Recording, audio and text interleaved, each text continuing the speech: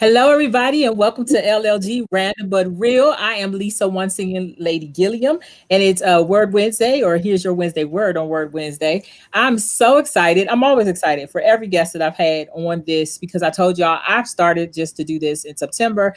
I did not plan on doing this after. September, which was Suicide Prevention Month. My goal was to do this and then be done. But God had completely different plans. And I'm happy to say that we are now booked to January 2021. So if you have a story and it's something that you want to say, you've overcome some obstacles, or you maybe even had some mental health issues and you were able to get over that, or you're still having them and you want to talk about how we can process through, this is the platform for you. So we got to get all the housekeeping stuff out first. There's a few things. I do have a CD out. It's called Depend. This one, I actually have two CDs and a single, and you can actually get this on my website, www.lisalgilliam.com. You can download it, or if you purchase it, then you also get the MP3 for free. I will put that on here as well. Christmas is coming up. Stocking stuffers, CDs make great stocking stuffers, and or you can give the download. So please support. I appreciate it. We want you to definitely like, share, and subscribe this broadcast here today. And also go to my YouTube page, youtube.com, 1singinglady, and that's spelled out completely. You can find that in the chat. And this will be a live replay. It's usually airs the next day because it takes time for the processing. But nonetheless, and then also you can find my music on Spotify and Amazon, all those places where you find music. Okay, so I'm hoping that you all will support me like you all have been doing. Thank you all to everyone who's already purchased it. So like I said, I'm excited, always excited to have different guests. The thing about Random But Real is I know everybody that I am interviewing or speaking to or having a conversation with in some way, shape, or form. And so this young gentleman, and I say young, funny because he's older than me, but this young gentleman, Drake Simpson, went to my alma mater, my undergrad alma mater, VUU. And so we actually didn't know each other when we were at Union. We met after, I believe it was at my friend Shanice, or our friend Shanice Brevard now, her 40th birthday party. And Darrell was, probably there. Like it's so funny how all of us used to hang when we were at school together or hang separately. And we've just become like, if you're in the DMV, DC, Maryland, Virginia area, you are a family. And so all you got to do is say, I went to Union, then we're connected. And so we connected on Facebook. And one thing I appreciate about Drake is he has supported me, even so more so than some people who know me all my life. For real, for real. Like if he sees I'm doing something, he'll say a comment or he'll, say an encouraging word when I'm kind of going through or whatever. And so that's how I started to find out about some of the things that he has experienced. And so that's what we're kind of here to talk about today. It's my prayer that when you leave here, you will you'll be different, that you'll think differently, that you'll act differently, and that you'll be supportive, not just of Drake and myself, but people, anybody else in your family that's kind of gone through this. Lorna, thank you. She said, we're thankful you keep going. It's a blessing to all the listen. I appreciate it. She's been on here every week. Thank you, Lorna. Yeah, I did want to stop, but God had other plans for that too. So without further ado, I want to turn it over to my brother, Drake Simpson. You can introduce yourself to the people and then we'll get into the conversation. Okay, my name is Simpson. Born and raised here in Washington, D.C. From uptown, an area called Shepherd Park, way uptown, before you get to Silver Spring. I went to St. John's, and after I went to St. John's, I graduated, and I went down to BU, Virginia Union. Now, all my family went to Virginia Union pretty much, so Union's in my blood. My father went there, my godfather went there, my aunt went there. I didn't know that. It was no big deal for me to go there. So I went to Union, had a ball. Probably had too much of a ball, but still, I had a ball. Finished, came back home, and tried to get started in the real world. I have two daughters. My oldest daughter is Gilliam as well. She graduated. She's teaching in People County now. Okay, hold on one second, Drake. It's saying that they can't hear you too well. We want to make sure we hear you, so we might have to turn it up a little bit more or come up closer to the mic if you have to, because we want to make sure everybody hears everything you have to say. Okay. So you stopped. You had two daughters.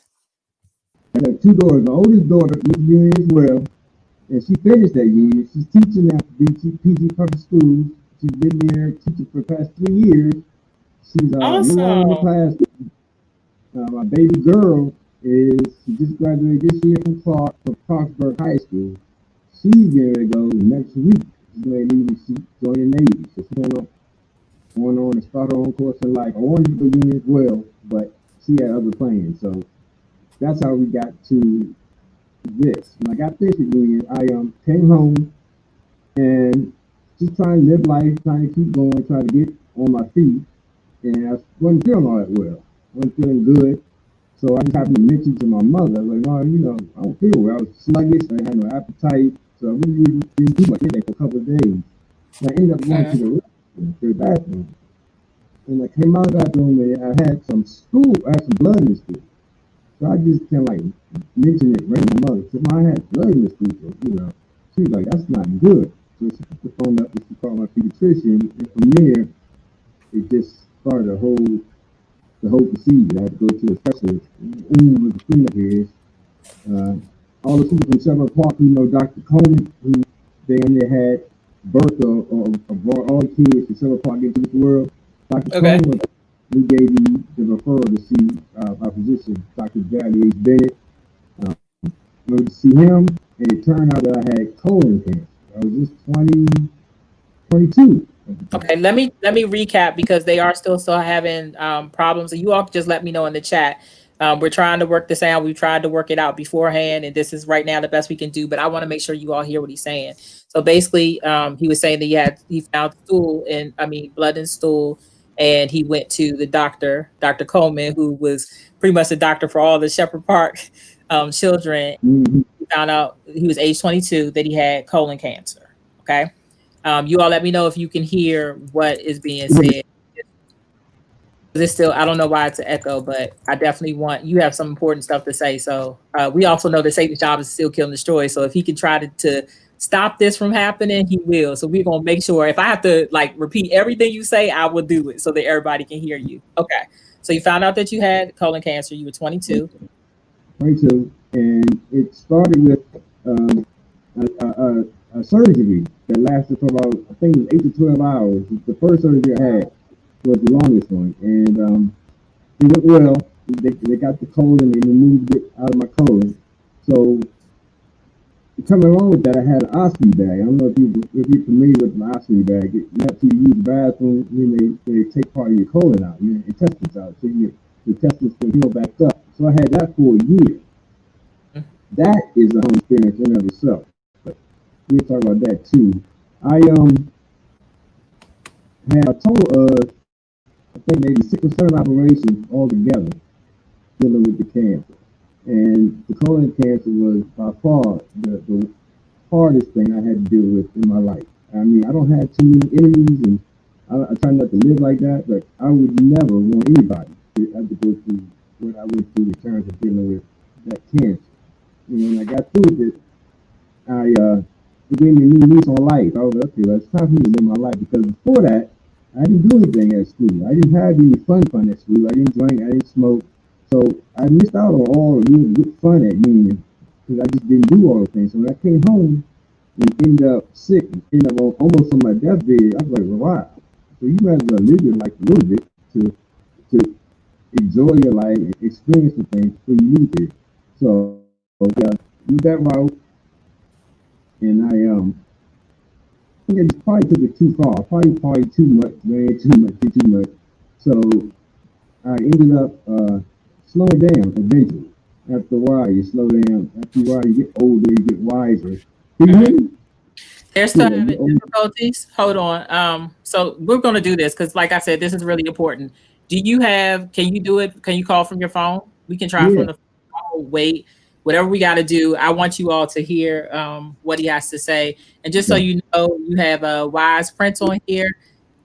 Rick Harris is on here. Thanks, Rick. For you, buddy, and some of my friends as well. Brock Lancaster. I haven't seen you in forever, Brock. And LeGrand. Jarrell, Dr. Braxy. So we have a lot of people wanting to listen. I really do want you all to hear Drake Simpson's testimony. So we will do what we have to do. Sometimes that happens when you have things live. So y'all just be patient. with me. You can ask some questions though while you're doing it if you want to. I can see your questions. And then whenever you get on the StreamYard from your phone, Drake, we're gonna try that, and then you'll just have to turn off the computer or turn All down the right. sound. Thanks, Tracy. Apologize. No, Yeah, it's I'm all, not computer savvy. This what you have your kids. Hold on. no problem. So you go to the StreamYard link that I sent you. It's all good. Do you need me to send it again? I think I got it right here. Okay. We're gonna work it out. I apologize. I'm sorry. It's all good. We tried to get it. It didn't do then. I can hear you, but it's not important. I know the story. I want everybody else to hear it. So we All will right. we will definitely do it. How about now? Okay. Cut this one off. Can you hear me now? No, so you'll have to go you'll have to actually log in from your computer. I mean from your phone. Like All log right. in again like you just did, and then I'll remove this stream and you'll get onto the other one. Okay, it's connecting. Just There you once. go. Hold on. Let me okay,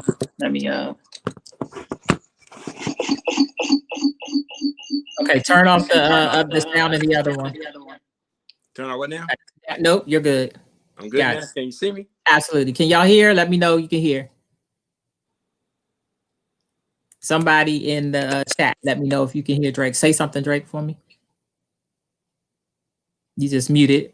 Okay. Now say something because you muted the All phone. right. Hello. I'm sorry. Okay, no problem. You're good. Can y'all hear?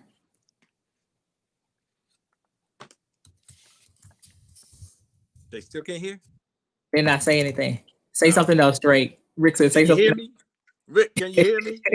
Block, what's up, Block? else. Okay, perfect. Awesome. Praise the Lord. So we're gonna go back because that's Okay. important. So can we just start? Can we start at the beginning? Yeah. Try to turn it up the sound just a little bit more on your side, and we're good.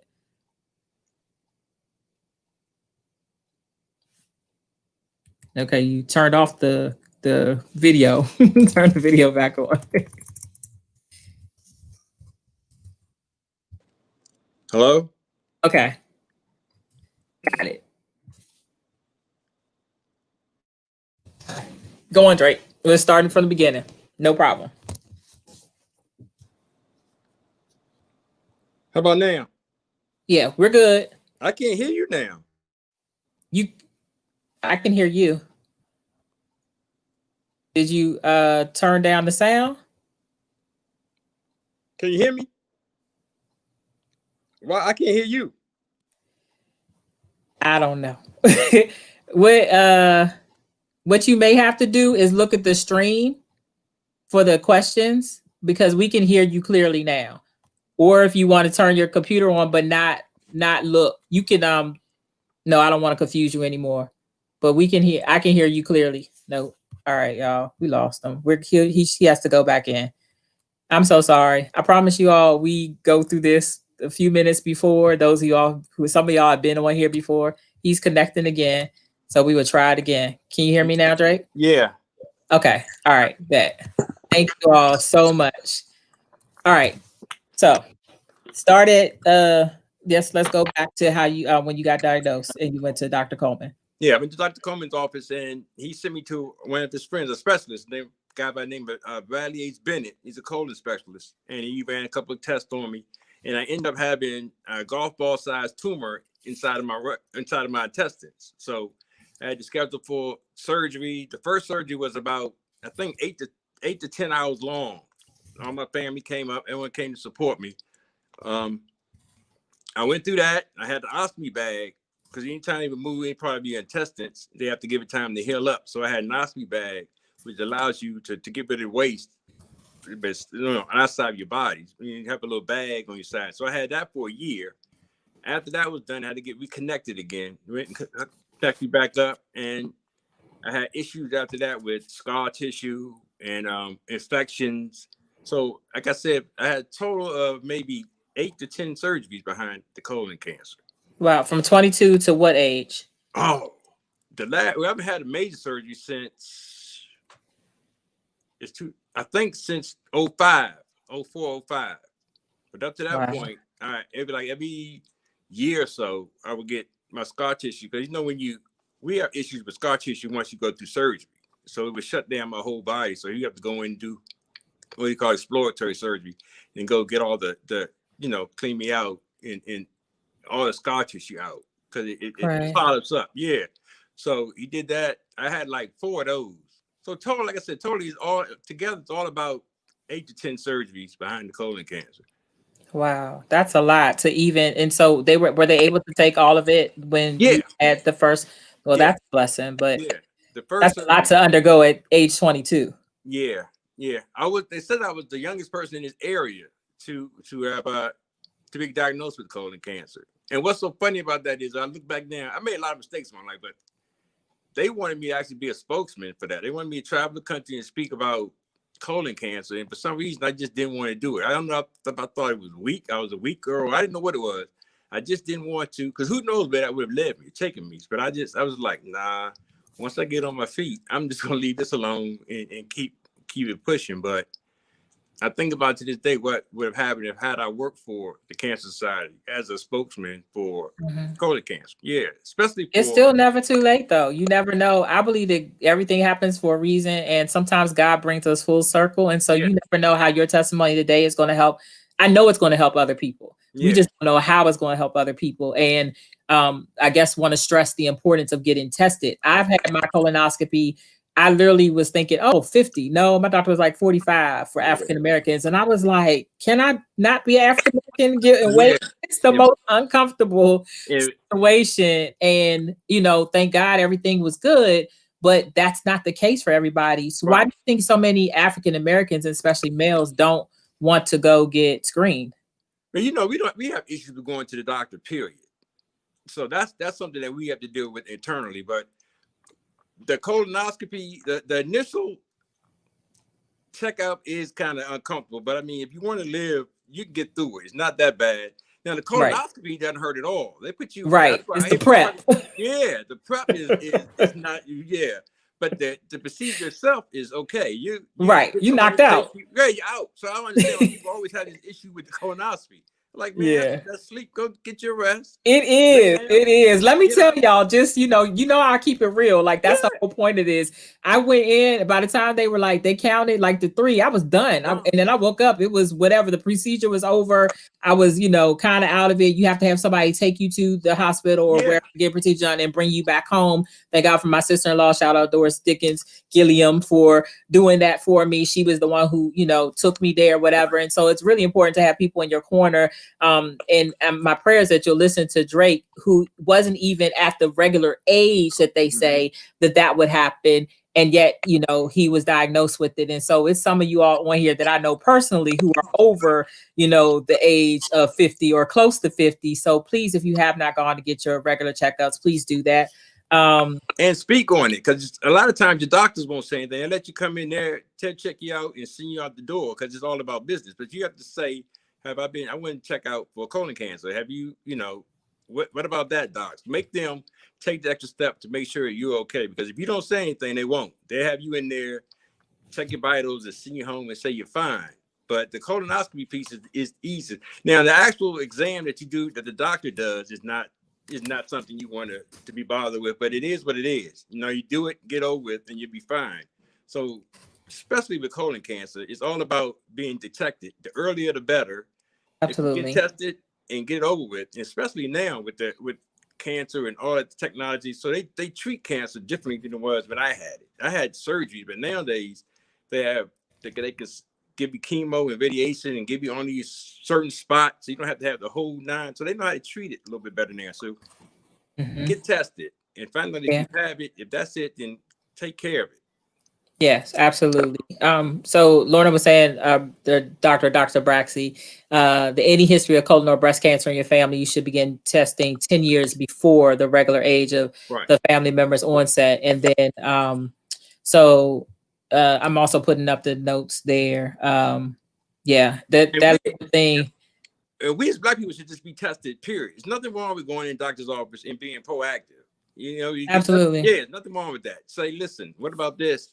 What about that? Can this happen? I don't feel well. Speak on it, because if not, we'll walk around with issues that we could take care of easily. Absolutely. Absolutely. And so colon cancer, would you say, is probably one of the obstacles that you've experienced, but there's been some other things that have happened. But let's just talk about that. Was it ever a time when you were going through just the process of having to get the surgeries that you felt like, oh my gosh, am I ever going to get through this? Or did you ever feel like depressed or hurt or, Yeah, you know, okay. because Can you talk about that? when you're sick, you question God, you question why me, and you spoke about your sister that took you. My mom is my rock. My mother was the person that came to the hospital every single day to see me. She was the Mhm. person, because when I had the cancer, I couldn't eat anything. She was the person that I used to call and ask her to sneak me half a cracker, and she would put half a cracker in and bring it to me in the hospital. Those stuff like that. So everybody knows Yeah. me and my relationship with my mom. We go through it, but at the end of the day, she's here, and I'm gonna be here for her until that's just what it is. But No, I get it. you're not living your life. You laid up. I was in the hospital for the whole summer. I was in Sibley for the whole summer, and folks would come and see me, and go into the Herbo and go into the Kennel League, and I used to get mad and curse them out, tell them to get out of here. What you coming here for? Because I was stuck. So you feel like that, and you feel like it's a punishment, but maybe it's just God's will. It's not a punishment. You just got to figure out what this is about and get through it. So Very true. yeah, it's always going to be a reason you're not working and you're not living, and it seems like the world is living but you. So you take all that in, and it kind Mhm. of it can easily become depression. Absolutely. I think that, one of the things you said, many people on here knows my mom died 3 years ago in October. And so I don't have any parents anymore. I don't have any Yeah, grandparents. I wish that I even had my mom here today, yeah, because she would have been the person, like you said, that took yeah. me. Thank goodness for my sister-in-law. She could work from home. Her schedule was flexible, whatever, but that's not always the case for everybody. And Mhm. last week, my guest, I often make reference to my previous guest. If y'all haven't watched last week, we talked about being barren and the importance of fertility health and having that conversation with your daughters, because Mhm. everybody can't always have children, but just talking about legacy and the fact that you're still living to be able to have that, but everybody doesn't have that outcome. And so I thank God that you are alive. I tell you that all the time. Yeah, you do, Lisa. I I appreciate that. really believe that Drake is just his demeanor, his kindness. Like, he's really a cool, laid back dude. Like, the way you see him now is really how he is. Anybody that knows him from Shepherd Park or knows him from Union could probably say the exact same thing. And I think that sometimes we go through experiences and we don't realize the reason. A lot of times we go through experience and we don't realize the reason why we're going through that, but you're still alive and you're still here to tell your story. And so maybe it's not too late for you to be a representative for the Cancer Society. Maybe So, somebody today that watches this, or somebody that watches the replay, because I know y'all are going to actually share your daughters on here. yeah, And so they will be willing to go get screened, because yeah, like, what, I just heard Drake's story, and he was 22. I'm this age, this could happen to me, you know what I mean? and So especially when you get older, we need to be going to the doctor every year. Period. It doesn't even just just yeah, to make sure. yeah. You just Absolutely. need to. We need to make I'm that glad you part of the said that. routine. We're going to talk about that, because you're right. We should Yeah, go for our physical health, but we also need to be going for our mental health too. But we're going to touch on that too. yeah, yeah. A beautiful anointing said, did friends and family say annoying and inconsiderate comments that made you feel worse about being ill? If so, what were some of the comments? You know what I realized about us? We have our people have a real short patience. You know what I mean? They don't give you too much time with any issue. They're okay, but you don't feel well this week, so next week let's go. And it doesn't always work like that. You know what I mean? Absolutely. Say We that, have a Drake. real short patience thing when it comes to depression, when it comes to being sick. We have real short. It's like, all right, well, that was Mhm. last week, that was last month, but what's going on now? Oh, just get up, just do this, do that. And it's like, okay, if it was that simple, I would have done it by now. It's not that simple. It's something else going on here. So I think they mean well, Doc. I just don't, I don't want to say I don't care. I just don't think that they really sit down and really think about what it's like to be sick. And don't sit down and really think about what it's like to be depressed. Depression will rob you of a lot of stuff. And folks who don't, I don't know if they don't want to admit it or don't want to see it, but It will. It'll rob you of your time, everything. Your relationships, your kids, everything. It takes. So until you go that extra step, like you want me to do, and like I should do, go actually see somebody, it's always going to be an issue for me until I get it fixed, until I address it. And we, as men, as black men, try to fix everything ourselves, and we're not equipped to fix it ourselves. And if you don't have a stable foundation, like I was raised. My mom raised me, so I came up on my own. I learned everything from just the streets, and I don't mean the streets like being in no trouble. Now I'm just talking about like all the nonsense that goes on in the streets that you take in when you're coming up, and you think that's how you're supposed to live. That's what you're supposed to do.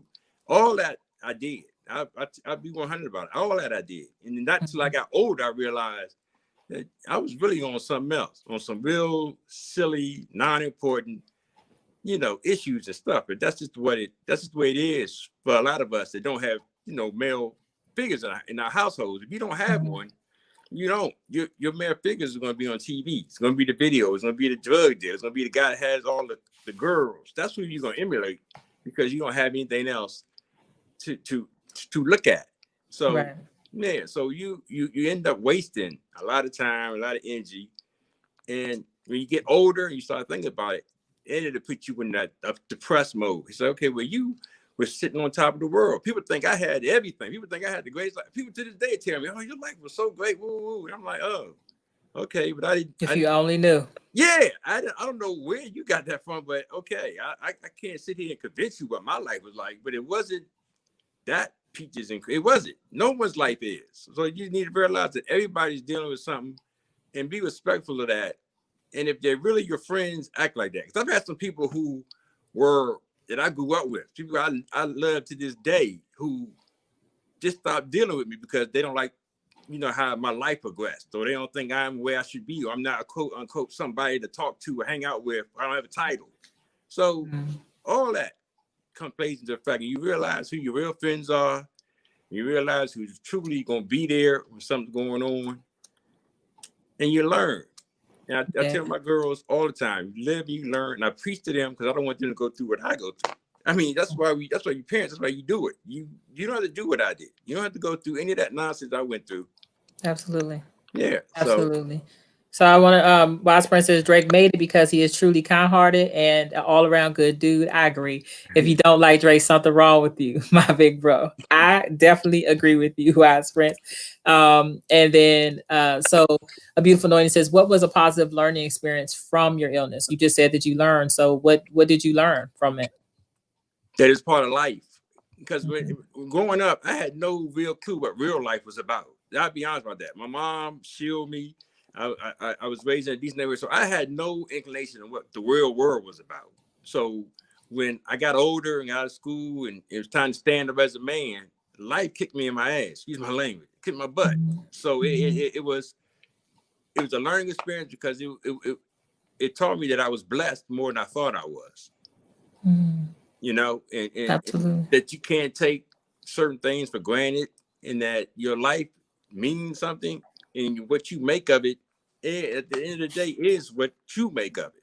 But the thing with depression is you get caught up trying to make it something. You know what I mean? Because it's hard to just make something. People tell you that all the time. Life is what you make it. So yeah, I've heard that. I get all that, but what are you saying to me? That's not telling me anything for real. So you need to go take the extra step, like we spoke to, and go speak to somebody about what's going on with you. So that's a perfect segue because I'm putting this actually in the chat now. I am typing this number. I was on a website and I was telling Drake how I was a counselor for 20 years, but I'm a mental health advocate now. I believe in helping people reach better goals. And I share my testimony. Like I wanted to commit suicide. Yeah. I've definitely been depressed. I have a diagnosis of PTSD, depression, acute stress, and anxiety. And although PTSD is the forerunner now, the other things have been kind of worked through. When my mom died, it changed me. And a lot of people were, like you said, just get over it. Like I've been told that. But you didn't walk in to find her unconscious, and you didn't resuscitate in the front of your face. And that was the second time, because I found my grandmother deceased too in 95. So it caused me a traumatic experience on top of all the other trauma I've experienced in my life. Right. And I found that when I'm talking to my male friends, it makes it so much harder for them. Females will go to counseling. Some of Mhm. my male friends will, but for my male friends, it's such much more of an issue for them to actually go and seek help. And it's disheartening because you don't have to stay in the place that you're at Right. and actually, you're right, Rick. Everybody does have a story. And I Mhm. know you work in the field too. So you get it on the other end. I found this website and it's called Therapy for Black Men. And this is the number in the chat. And if for some reason the number is incorrect, they're out of New York City as therapyforblackmen.org. And if you go onto that website, because sometimes when we find people to speak to, we need to find someone that is actually going to speak to us from the place that we are. Right. And it's not that there aren't. I've seen Caucasian counselors too, but I prefer African American one because they're able to relate to me in a way that others can't. And so I'm hoping that some of the men that hear your story, because we're going to talk about the depression next, will reach out. You can also go to your insurance company if you have an insurance company. Just talk to somebody else that is actually going to therapy. You can reach out to me personally if you want to, 1singinglady at gmail.com. That's the number one for resources, because I know what it's like to go through things by yourself. Mhm. And I know what it's like to go through things with support. I go to counseling. I'm a counselor that went to counseling and go to counseling. And if I got to continue to do it for the rest of my life so that I'm okay, then I'll do that. If you need to get on medication so that you'll be okay, then do that. Whatever you have to do to stay sane and be productive in this society, I think we need to do. And you made a point about how we're impatient as a Yeah. people, and we expect for people to just kind of get over whatever it is, Mhm. especially when the thing didn't happen to them. Yeah. So, I don't know what it's like to have colon cancer. I don't know what it's like to have cancer. I pray I never have to experience it. But I would hope that people would have enough kindness and decency to allow me to experience my real feelings and then be praying for me to get through it. But we'll do that for physical. But when it comes to depression Yeah. or bipolar or anxiety or, schizophrenia, we don't want to support. We don't want to be there. Why do you think that is? And what would you say to people who have said things to you that want to kind of rush you along through this process? I really think it's the way we've been brought up. I really think that it's in our DNA that we're tough, especially black men. You have to be tough. There's nothing to hold you down. There's nothing to keep you from being successful. And all of that is farthest from the truth. And I mean, it's threaded deep in our soul. It's in us. So like, you're not really allowed to complain if you're a man. They don't even want to hear you complaining too much, So it's like, okay, well, who do I talk to? And then we end up not talking to anybody. And then the depression ends up winning, because what you do is, I get times where I just shut down and won't talk to anybody. And all my friends and everybody would call me. What's so funny, Lisa, is I just had an issue. I just put the social media down about a month ago. I wasn't on anything. And everyone's been Wow. calling me, and everyone's been calling me. So when you sent me your email and I responded, oh, I called hell. Excuse my language. I called me like, we've No, been it's fine. calling you, and you're not gonna talk this, but you're gonna talk to Lisa.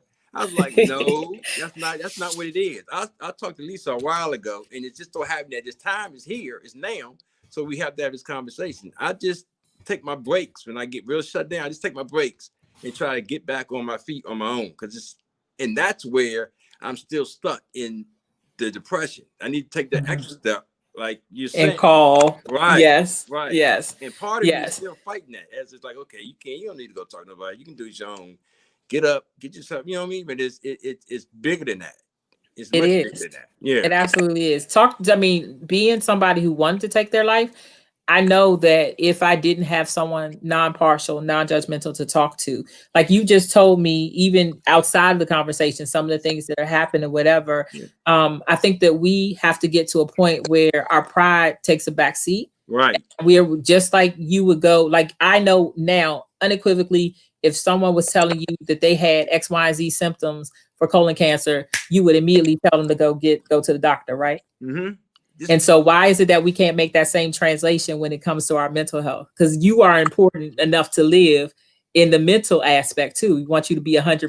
And so You have to be willing to like push everything else aside. You're not weak for wanting therapy. You're Right. not weak for trying to talk to somebody. You're not weak for trying to get help. And I think that I think we do a disservice to our friends when we know, especially those of us who are in the field, Yeah. and we see what the problem is, and we don't say, hey, why don't you go get help? Why don't, Mhm. because this is the thing, and I've said this before, I'm not preaching and teaching right now, but ordained licensed minister in the past. I'm going through my healing process, so I step down. And I want to be a hypocrite, being honest. And so until I'm healed, I'm like, this is still ministry for me, but Right. I'm not up on a pulpit. However, I can't be a counselor or have been a counselor and not be willing to go get help myself. So, And sometimes it's hard. Sometimes I'm wondering if people think I'm crazy. Sometimes I wonder if people, and I know that people have shunned them. I literally have lost friends, just like you said, yeah. that were just like, you're draining me. And that's the most hurtful thing. Yeah. I'm like, I didn't cause this. It wasn't, I share, like I said, I share you. I've been sexually abused, molested, and date raped. It's probably a reason why. And the date rape happened at Union, which I don't talk about a whole lot. So it's a reason why, I have the experiences that I have. And if you've never gone through some of the stuff I've gone through, who are you to tell me to just get over it? Who are Yeah. you to tell me not to get help for it? And I think that we need to tell people it's okay to get help. It really is okay to get help. So what will it take for you or any other African American male that you know that is struggling with that first step? And those of you all that are in the chat, please, say you all's comments or whatever. Encourage Drake to go. Encourage others Yeah. that might be watching to go and let them know that it's But, okay. we have a lot of nonsense we deal with in our community, in our culture, Mhm. and it's going to take a lot of work to get out of it. Honestly, just I mean, and it's something as simple as going to see a therapist. You would think would be easy, something easy fix. But when you've been bred it and when you've been taught all your life that that's something crazy people do, or that's something weak people do, or if you do go, you're vilified, or you feel like you vilified, then you won't go. Some people, and I can speak to that to myself. I was like, okay, I can fix this myself, even though I've been able to do it the whole 50-some years of my life. But damn it, tonight I'm gonna fix it I'm myself. gonna do it right, Yeah, right. so that's what you gotta be Determined. telling yourself over and over. I got this, man. I'm gonna fix this. I don't need to go talk to nobody. I can do this. And then another month has passed, you've done nothing. Then another 6 months has passed, you've done nothing. So I've lost jobs, I've lost relationships, I've lost friendships, my daughters. I've lost a lot of stuff over depression. I can honestly say that. So I don't have any cut cards, any problem saying that. So with that being said, it's like, okay, when do you take that extra step to get there? And a lot of times the part of depression makes you feel like that there is no hope. It doesn't matter, really. It's like, Absolutely. why go waste your time talking to somebody? Nothing's gonna change. It's gonna be the same thing. So that's when you have to really pick it up and say, I gotta get out of this. I gotta get out of it. Absolutely. Yeah. And if you don't, Rick, you'll mhm. be stuck for a while. You'll be stuck for a long time. Yeah, he said. Rick said, "Well, the key is to build that trust factor mainly with you, with support, with your supporting cast." And then he said, "Many think that when you go see counseling, that means you're crazy, but in reality, it gives you an opportunity to talk to someone on a professional level with no judgment." And I always say that I completely agree with you, Rick. It is a place where they're non-judgmental. They're not going to judge you for how you're feeling. A good counselor will Yeah. walk you, or a therapist, they'll walk you through all the process. But we have to be willing. I would say it takes a lot more courage to make the call and go through it than it does to think that you're doing, they say insanity, what is doing the same thing, expecting a different result. It definitely, yeah. And so if the result has not changed, something else has to change, right? That And means it's in us. We it's got to us. change. It's Yeah. in So, us. And just like well, the self-hate within us, all of that is in us. Like if we could get out of that, we could really rule this world, but we can't because we got so much nonsense going on that we'll never mhm, really get on same part in the same team because we keep so much nonsense going on over nothing. And going to see a therapist is the simplest thing you could do. But for some reason, it's so embedded in us that that's not what you do. That's not what a man does. You figure it out. You work it out. You don't go talk to mhm. anybody. What's wrong with you? You need to go see a therapist. Boom, boom, boom. That's So what they say. so Yeah. next thing you know, you just keep it to yourself. All right, well, I fix it. And you don't fix anything. So, do you think again the correlation between physical and mental health or whatever? Why is it still more important to go check out the physical aspect, but not check out the mental aspect, because I've heard the same people say the same thing about cancer. They don't want to get the treatment. God is going to deliver them. I'm saved too, but he created doctors and he created medicine for a reason. So if I could take that and live, then guess what I'm gonna do? I'm gonna take it so I can live. Now, So what can we I'm do sorry. about that? Yeah, No, now I didn't want to speak on the religious part, but the religious community, they have a whole different spirit when it comes to the therapy, and a lot of them really don't believe in that. So they, yeah, you're right. you That's be hard fine. pressed to find a preacher to tell you to go get. So it's like, okay, well, you can just talk to me. I'm like, well, I went to Union. I play pool with you. I want to talk to a specialist. You know what I mean? Nothing personal. I'm not saying Nope. you're not a good preacher. I'm saying I think I need to go see someone that might be a little more equipped to deal with my issues. Now, I'm not knocking preachers because I don't want people to think I don't like. And that's not it. Yeah, the religious sector, the religious community, they really look down. Not look down. They just don't speak on it. They don't encourage to go see If you have ever somebody else. watched any of my shows, you would know that I completely agree. I am a minister and I'm a counselor, and I'm like, a lot of my minister friends don't know what they're talking about, and I've said that to them to their face. I have a symposium in May where we try to bring preachers and ministers and therapists together to talk about this, because a lot of them end up being a trigger instead of helping. The chance, one of my pastor actually came on, Isaiah Long, and he's on my YouTube page, and he talks about the importance of shepherding your flock, the church, with from a mental health perspective as well. It's just as important. And so you're right. Unfortunately, a lot of ministers don't tap in. They're not equipped, and they don't even try to find out. And so they believe that if you're depressed, that something's wrong with you. And they take it as a knock. Jesus, as a knock against them that they have to go see somebody else. Like, no, I don't really want. I'll talk to you if needed, but I want to go see. What do you think about me going to see a therapist? That right there is it for them. They don't. So what you get with the religious community, religious folks, you get a lot of that. I've been times where I've been in pain, and they tell me, "Oh, have you read the Bible?" And I'm sitting there like, "Read the Bible." I can watch Star Wars if I want to watch. What's your point? What are you saying? I'm still in pain. I'm not understanding this connection between the Bible or the Book of Job and what I'm going through. You know, explain that connection to me. I'm missing all that. And then you end up it's not like you're insulting them, but they don't, it's like, okay, well, you don't believe, you don't have faith, you don't have hope. So it's like, no, I didn't say all that. I just said I don't think reading the Book of Job is gonna get me through what I'm going through right now. That's all. I think it's a time and place for everything. And sometimes, and I felt like I was Job. I felt like that was my other name because I was in everything. But I understand your point. Yeah, after I read it, what's that gonna do for me? So after I read it, am I gonna feel better about myself? After I read it, am I gonna be able to get up and conquer this world after I read that? So what are you saying to me when you're telling me to read the Bible? It's like, and I have a lot of people telling me that, and I'm like, and they sort of push you away from religion. I mean, you be like, read the Bible. What are you talking? Okay, all right. Yeah, I respect you and your word and what you say, but you've got to figure out how you can help your congregation or your people more than telling them to read the Bible or come to a study group. I mean, if you have at least draw the correlation between just reading and what's happening with them. The reality is, and I wasn't planning on go. I told you this is random but real, so we never know what direction we're going to go. But David was depressed. He's like, why is my soul disquieted? But he had a yet praise, meaning even when he was feeling down, he still praised God. There were people in the Bible who committed suicide, but we don't talk about that openly either. Think about Samson. Samson, when he took those pillars, he committed suicide, y'all. So as mighty and as strong as he was, he still that was his end result.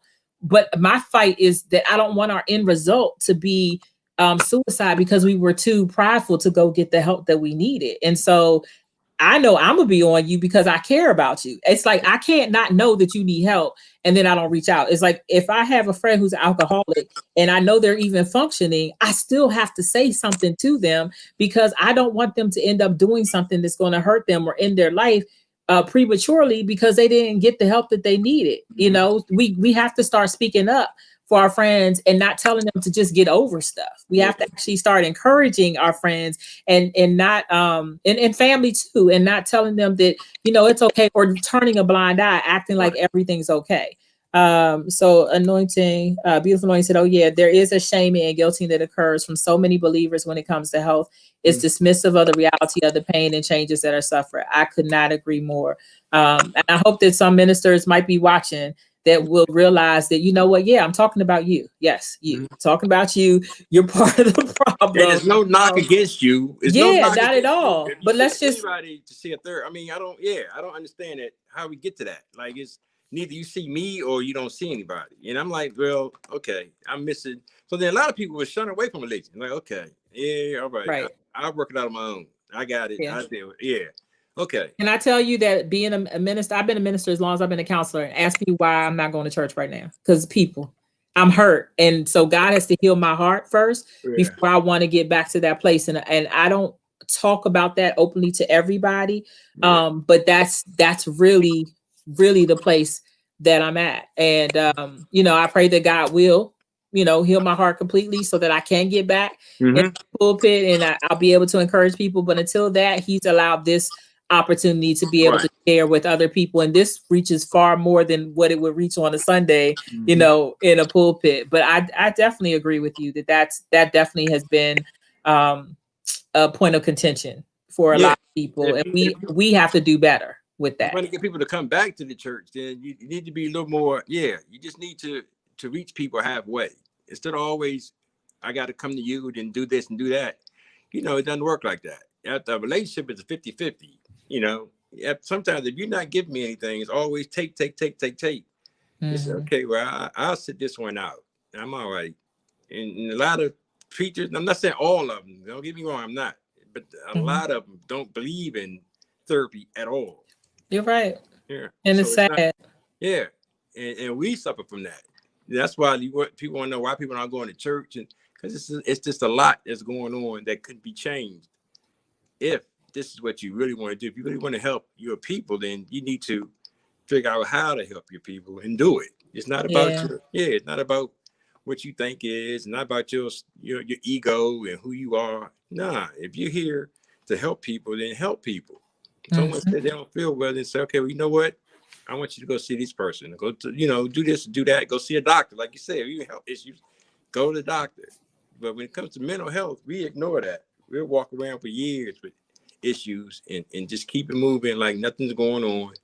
And we just hurting ourselves at the end of the day. So let me ask you a serious question. All What would right. it take for you to change that from we to I used to walk around and ignore it? I used to not go get help. I used to. What would it take for you to make that transition? But you know what? What's so funny, Lisa, is because I have a health. I've got an issue with my heart. I've got a bad heart. So I was in and out of hospitals for the past couple of years. I mean, I've got a real bad heart. So I was in the hospital and I was going through depression and Mhm. I wasn't taking my medication. So the therapist in the hospital would come to me and she could ask me, she's like, well, Mr. Simpson, have you thought about suicide? You want to kill yourself? And you think about suicide, you think about jumping off a bridge, you think about you shooting yourself. And I'm like, nah, I'll never do that. I'm fine. I'm not that depressed. So she said, well, Mr. Simpson, you not taking your medicine because my heart condition, I have to take my medication. If I don't take my medication, I'm done. So she was like, well, you It's know, just like it. yeah. So you're not taking your medication for weeks is trying to kill yourself. And it hit me then, Lisa. I said, well, wow. I said, okay. When you say it like that, I get it. I get it. All right. So Mhm. I had to make a conscious within me to keep fighting, to take my medication, to go see my cardiologist. Because I went through a stint where I didn't even go see my cardiologist. Because it was just, I was like, the majority of my adult life, I've been sick. So I'm like, I don't know if I was mad at God or I was frustrated. I'm trying to figure out like why every time I start to get on my feet, I got a health issue, a major health issue. So now we got to deal with this heart stuff. And I don't know if I got the fight in me. I really said that. I said, I don't know. I couldn't do the cancer again now. I couldn't do it again. So when I had to sit down and say I've got these heart issues and it's hereditary, came from my parents, and I'm like, I don't have this fight in me. So some days, some weeks, I wouldn't take medication. Some days, some weeks, I wouldn't go see a cardiologist. And I have to go see my cardiologist once or twice a month, and I have to take my medication. If not, I'm finished. So my girl, Yeah. my kids kept me going, and that's when I got to the point where it's like, okay, well, you have to. And the last time I really got sick, I mean, really, really got sick to where I thought I was going, and I had to get my mother to call the ambulance. They took me to the hospital. So I think that woke me up because I always said that I didn't care, didn't want to. But when it really came down to getting ready to leave here, I was like, okay, I'm not ready for this now. So Yeah. yeah, I'm back. So it takes you up and down. And as a man, you're supposed to work, you're supposed to provide. And if you can't work and you can't feel like you're a man, then that's a whole nother burden that you take on. And what we end up doing is trying to take on all these burdens by ourselves. And we're not equipped to do it. Yeah. Yeah. So I promise y'all, this is not supposed to be a religious, like it's not a religious platform, but I am a Christian. I'm not ashamed about that or whatever. But there's a scripture that says, "Cast your cares upon the Lord, for He cares for you." Though you're right, and I think that it's really hard for. I will never know what it's like to be a black male. Yeah. I'm not a black male, but I've spoken to many of you all. I've heard what you all said, and I know that when God was talking the Bible, He was talking to all of us. So that's not even supposed to be the cares that you're. A lot of the stuff we're carrying isn't the stuff that we're supposed to be carrying, and it's internally and sometimes physically killing us, hurting us because we won't just give it over to the Lord. And it's our process to let go. You know, it's hard. It's harder for me to hold on to something than it is for me to just kind of let it go. I wanted to read what Brock said. Two good comments. He said, "Unfortunately, we don't take mental health as seriously as we take physical health. If someone gets hit by a car on the street, everyone will stop what they're doing to help, and they'll say call 911. But when someone gets mentally injured, we say, oh, it's all in their mind. But because it's in your mind, that doesn't make it any less real." And I completely agree. It doesn't matter whether it's something that you can see or whether it's something that you can't see. You know, I was sharing with Drake before this. I think I have diabetes and think I infected my toe. And if you know a lot of people who are diabetic, they lose limbs and stuff. I'm not trying to lose a limb. And so I have to be really careful. Now I have to wait to call my doctor's office tomorrow, hoping that they'll be able to get me in. But because you can't see the diabetes, you have no idea how one little cut or scar that doesn't heal could affect me. It could affect my entire being. And to have that, and a lot of the symptoms of diabetes also sometimes mirror the symptoms of depression. You have some of the same things. And so to try to fight through the mental and the physical, I get tired too. And just a few weeks ago, one of my friends that's on this call knows that I was just like, what's the point of being here? I still have the struggle of fighting through, living and choosing life as opposed to not. So I do understand that feeling. I do understand what it's like to just want to give up. And I don't have, any of the health issues that you're talking about, but it also shows me, depression has no face. It has no color, no size. It can happen to anybody and it can happen at any time. And I think that a lot of people walk around thinking that it can't happen to me, but that's not true. Yeah, there are a lot of people walking around with smiles. It's not true. And a lot of people pretend. A lot of people know how to smile. Because I was good at that. I could smile and put a face on. And like I told you earlier, everyone thinks my life was the greatest life. Yeah, you don't know who and what's going on with somebody internally. How much pain they're in. You don't know. It may seem like it that they've got everything, they're fine, but no. And there's no one in this world that has everything. Nobody. So we need to get off that notion that Jay-Z and Beyonce have the perfect life. No, they don't. No, they don't. Right. Yeah, right. It's different from Jokers at Union, anybody up Chapel Park or Coolidge or anywhere, Tacoma Park. We all have the same issues. All got issues. What it is, how are we going to deal with the issues? Are we going to go get some help so we can get through it, or are we just going to keep doing what we do as a culture, as a community? Keep promoting the nonsense from year to generation to generation. We want best for our kids. Like I want my kid to go. I would send my kid quick, but I won't go. How much sense does that make? But I want my girls to go. Yeah, they need to go to therapy because they need to get fixed. They need to go to therapy so they can feel better about themselves. But we take it on ourselves. We have to do it ourselves. We can't go to anybody. Absolutely. So if anybody has any questions for Drake, please put them in the chat now. And we're getting ready to close out. But Drake, if you had to leave like one comment to people who are watching either today or those that will watch this in the future, what would you say to them about either, getting the colon screening or about seeking a counselor or therapist for depression? What would you say is your comment to people? One would be, first, I would say, love yourself. First of all, you matter. Everything about you matters. How you feel matters. Two, make sure you're health wise. Make sure you're healthy. Make sure you go to your doctor, the dentist, everything. If you need to go see a therapist, nothing wrong with you to go see a therapist. Go see a therapist. But this, I can fix everything on my own, especially when it comes to the mental aspect, mental piece of your life. It's not working for us. And we don't need to see generations and generations and generations of proof of that. We know it's not working for us. And we need to take the extra step to make sure we can make it work for us. And I speak, when I say us, I mean generations ahead of us, my grandkids, my kids. If they have these issues about going to therapy, they won't go. So that's be another generation of the same old nonsense. You've got to break it now, and keep living. Life is worth living. Some days you feel like you're not, but it is. You got to keep fighting. Always keep fighting. Always keep fighting. That's a good one. Dr. Well, Ms. McCann said, she knows why I'm laughing because I call her different names. Do you think that there should be more avenues, encouragement to men of color to get therapy? Yeah, just amongst each other, ourselves, our boys, our family. And once we speak it at home ourselves to folks that we care about generally, that we love, I think we could change this whole paradox. If we start to speak on it. If we see somebody's not, because you can see depression. People don't want to see it, but you can see it. And if you can see it, say, look, man, you all right? Instead of telling me to read the Bible or saying, oh, you'll be all right, say, well, you know what? Maybe you need to go speak to somebody, someone else, join a advocacy group. Like, as a friend of mine went to Union, Booby, Mitchell, he has this program called Fathers in Touch. And I went to that a couple of times. I did an 8-week program. It was just men get together and they just talk, just chop it up about life, child support, issues with baby mothers they're dealing with. So anything of that nature that can get you to speak to other people, get you support, or get you just to talk about what's going on with you is what we should do. But just keeping it inside and not telling anybody, and this secrecy is going to be our downfall.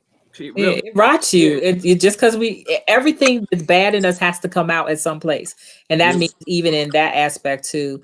Want you to read Rick's comment. Union has a special bond. We do. This is nothing like the love of our fellow Unionites. So how can people get in touch with you on social media if they want to hit you up, or they want to talk to you more about they're afraid to go get a screening, or just want to know more information?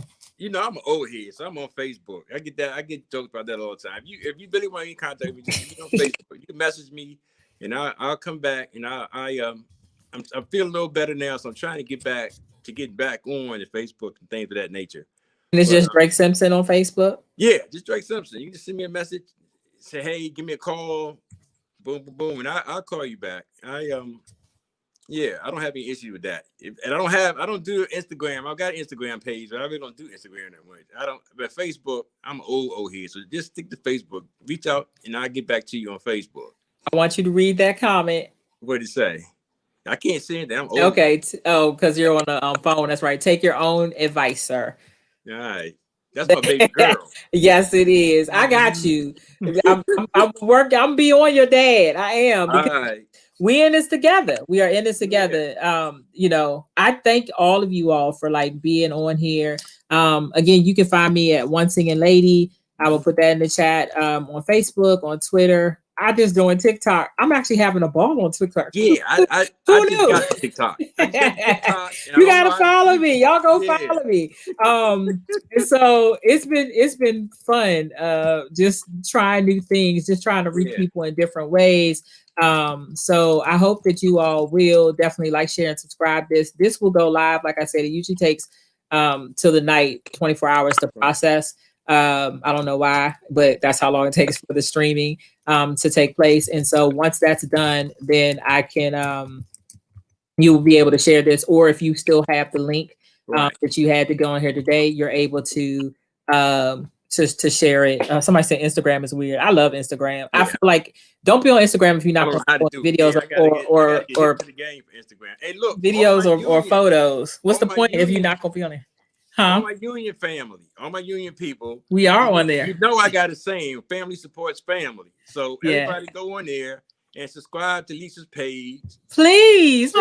See? It doesn't take that much to subscribe. Hit the like button and subscribe. I don't understand what that's about, but that's another conversation. We'll talk about that another day. It is. We definitely are going to talk about that. Yeah, I get on there appreciate that. and support your family. Family supports family. And everyone knows how I feel about BUU. So ain't no excuse. Family support family, period. I definitely appreciate that. We have a lot of Unionites doing some big things. And this, just so y'all know, just in case this is an aside, it takes 4,000 watch hours and 1,000 subscriptions. I know more than 1,000 people, and I don't have nearly enough people subscribing to the page. Even if you don't get the notifications, please subscribe to my YouTube page. Please, I want to do this. I'm like, watch out, Tamron Hall. Because I talk about stuff that some people don't want to talk about, and people need to hear regular, everyday people's stories and know that they relate to them. And so, Drake, I appreciate you know, being Dr. Braxton said, great information tonight as always. Thank you, Drake and Lisa.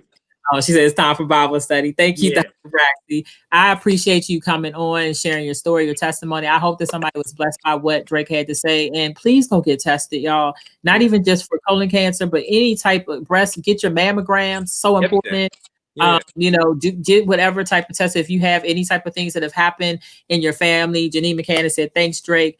Please go get tested. And you know, Drake, we're gonna be, I'm waiting for you to tell me, you're gonna call me and be like, Lisa, I called the I'll win. All right.